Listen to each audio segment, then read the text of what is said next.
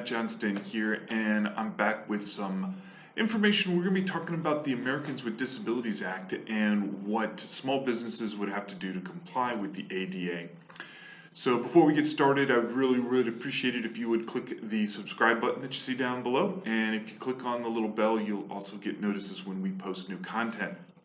So we're going to spend some parts of this month talking about the Americans with Disabilities Act. Now, the Americans with Disabilities Act applies to a broad range of activities and things of that, generally any sort of public accommodation. So what does public accommodation mean?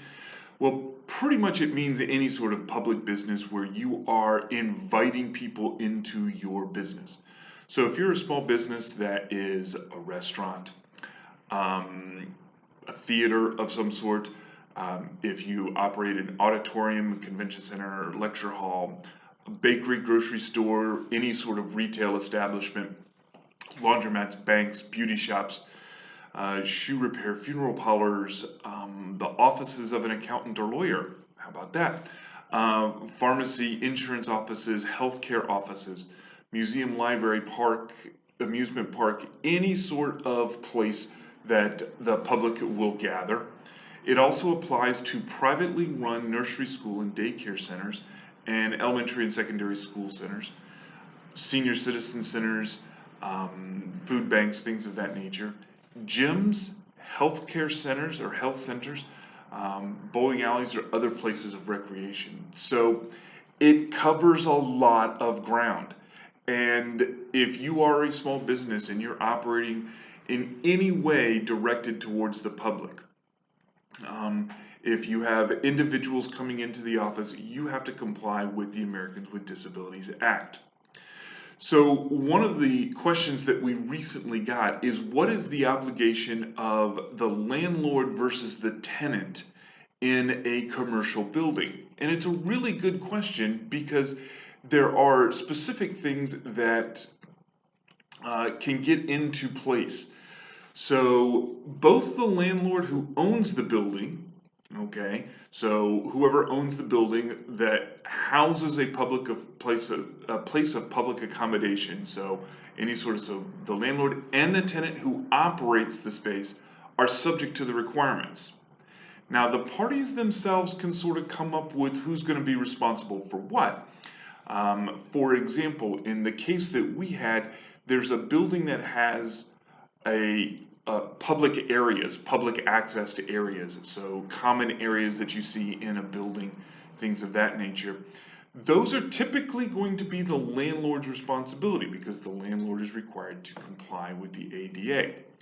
But oftentimes inside a space that is rented, that's where the tenant is going to be responsible. So if you're in an older building, so pre-passage of the Americans with Disabilities Act in 1990, so before that, so if the building was built before that, you may or may not be required to comply with the Americans with Disabilities Act. Some historic buildings are exempted on many grounds, ranging from the fact that it's a historic building to the fact that it hasn't been modified since the passage of the ADA. Oftentimes when a landlord or a tenant takes out a building permit, that's when the requirements are triggered in order to start complying with the Americans with Disabilities Act.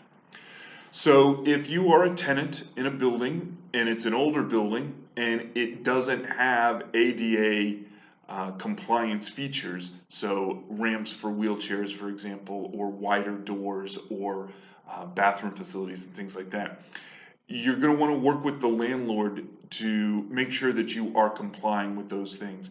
So you can speak to the landlord and said, okay, we have a bathroom inside our facility. We're going to go ahead and upgrade that bathroom to be ADA compliant.